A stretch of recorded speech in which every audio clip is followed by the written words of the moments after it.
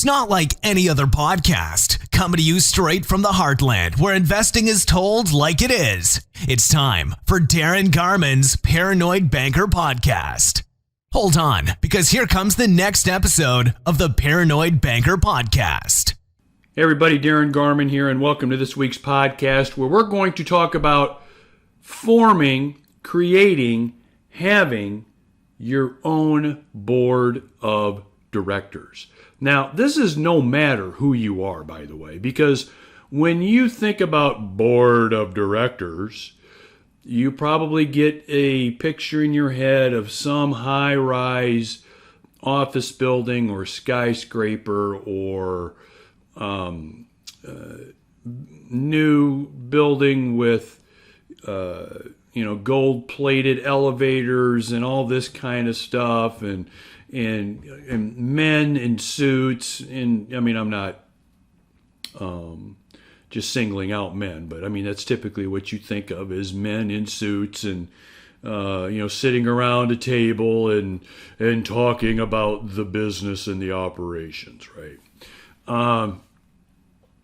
And that used to be the case, and in millions of businesses that still is the case. Maybe not so much the buildings and the formality of my voice as it pertains to that. But millions of businesses have a board of directors, and there's no reason why we should not, have a personal board of director or directors either. Because there's a lot of good that comes from that. And so I'm going to talk to you really about what I mean. I'm going to talk to you about really how to do that. And I'm going to talk to you about the importance of doing it. And before you dismiss what I'm going to talk about here on this podcast and think, oh, geez, bored, why would I want to mess with that? And you push the stop button on your whatever player you're using, whether it's your phone or MP3 player, computer, or whatever. I want you to consider a couple of things. Number one, your results that you're having in any area that you're not happy with. And look, all of us have areas that we're not happy with. Everybody does. And so if there are areas where you're not happy, obviously whatever program you're using for that area and you're still unhappy about the results you're getting is not working out. Okay? So, I'll just use a easy example. If you've been trying to lose 20 pounds, you've been 20 pounds overweight now for 14 months, you've only lost 1 pound, whatever you're doing isn't working. And so in any area of your life, financial, business, academic, let's say regarding how well you're doing maybe in school, if you're a college student, a high school student, maybe you're a non-traditional student and you're back at school, and you're looking to really maximize grades, maximize the impact you're going to have so you can, get that next job and hit that career running and really achieving as much as you possibly can. And it all stems back to how close you are to reaching your potential in those areas. And when you're not reaching your potential in any area or areas, it's mainly because you're not getting the kind of feedback you need in order to make the changes you need to make. And I want you to think about what I just said.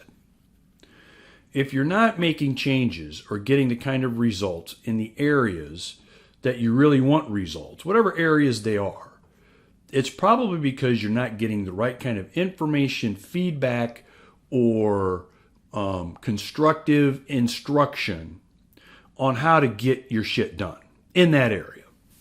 Now, there are those that do get the right instruction and do get the right information, but they still won't do anything, and that has nothing to do with whom they're getting it from. It has to do more with them.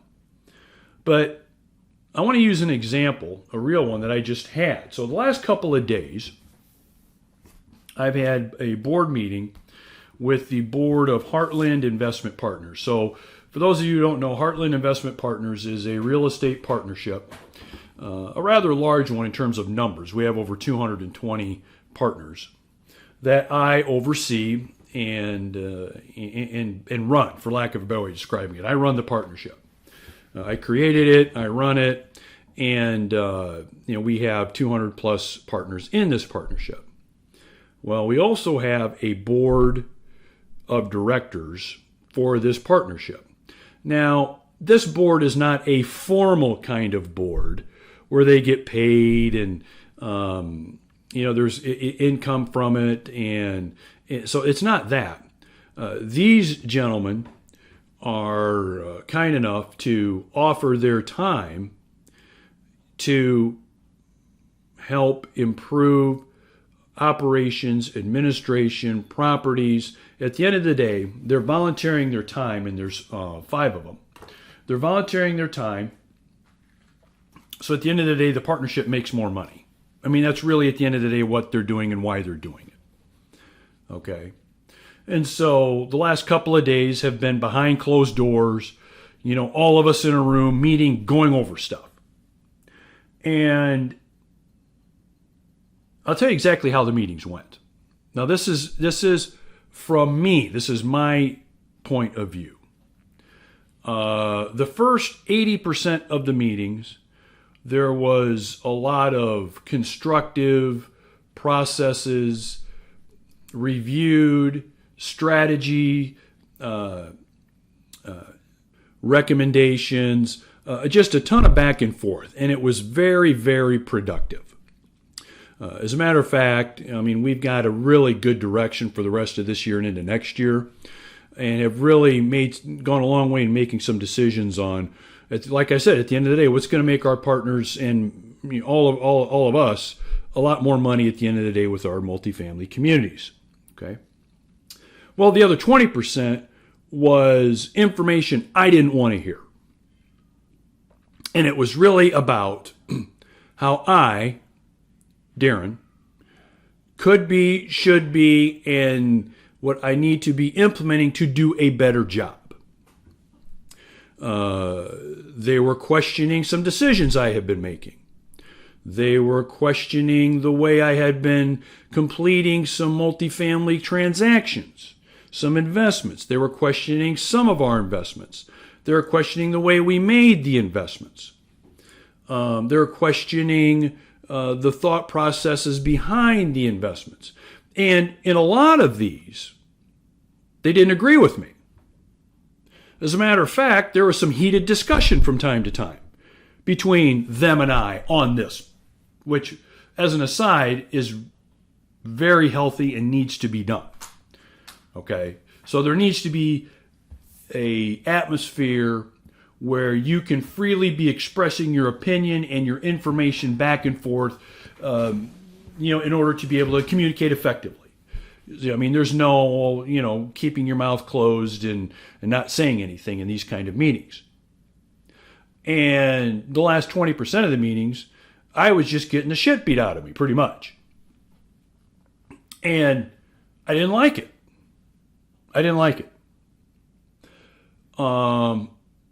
And so a lot of things came out of that 20%, though, that once I listened and once I understood, I get exactly what they need, what they recommend, and where they're coming from in terms of what else we can and should be doing in this area. And the area I'm talking about is a real estate partnership, to produce more income, higher property values, and everybody can make more money.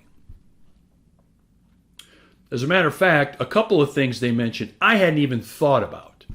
I hadn't even seen. It was basically not seeing the forest through the trees kind of thing for me.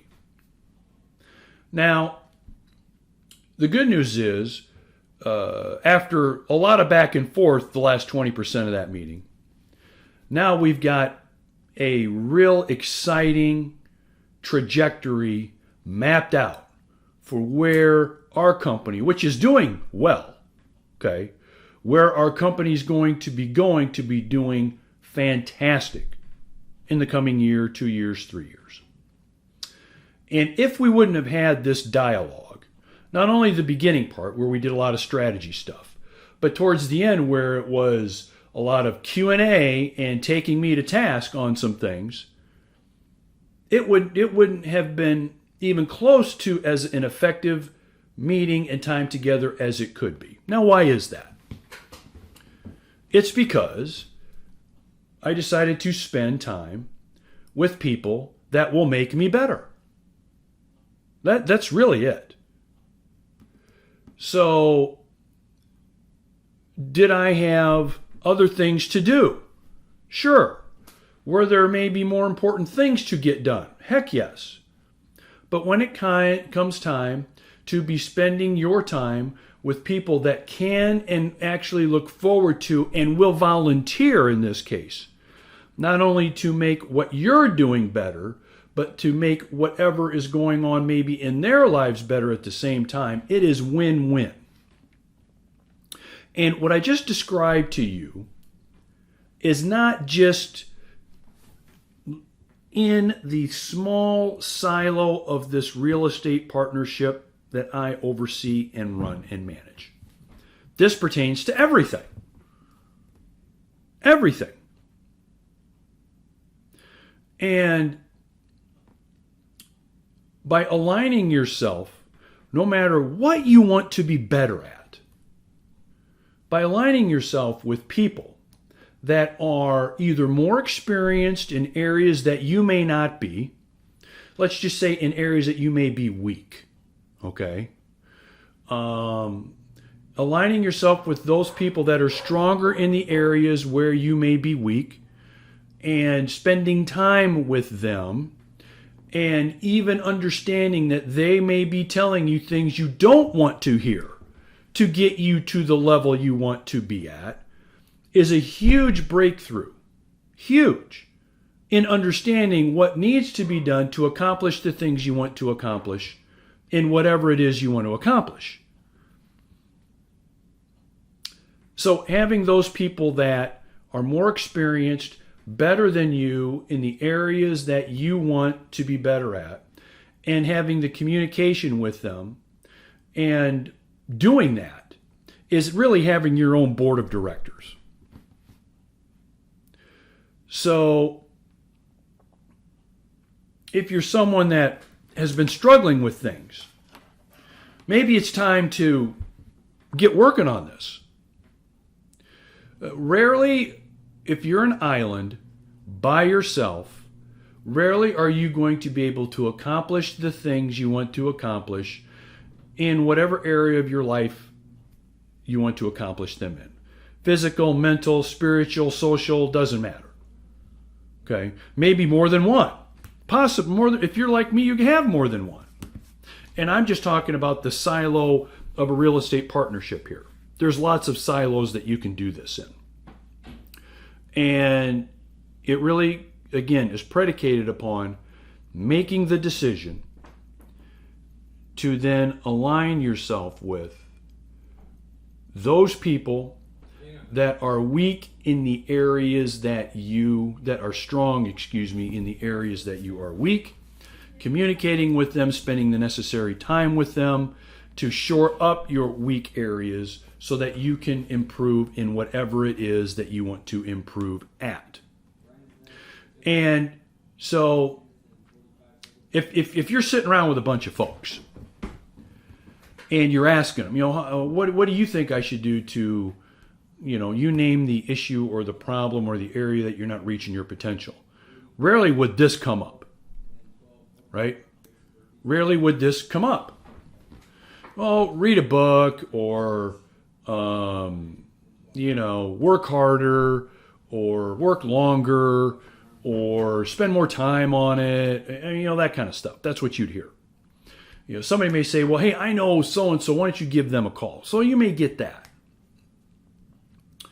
But are there some people that you should be thinking about contacting, building a relationship with, spending some time with, that could take you to the next level?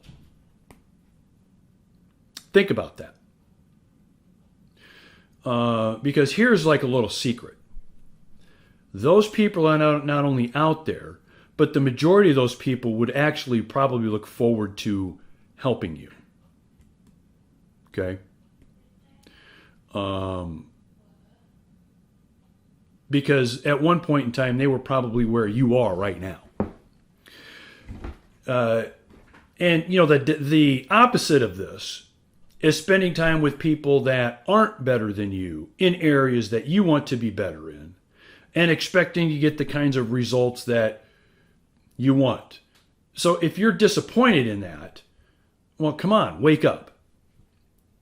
I mean, if I want to lose 20 pounds, but I'm spending all of my time with people that are 40 or 50 pounds overweight, how likely is it going to be for me to get there?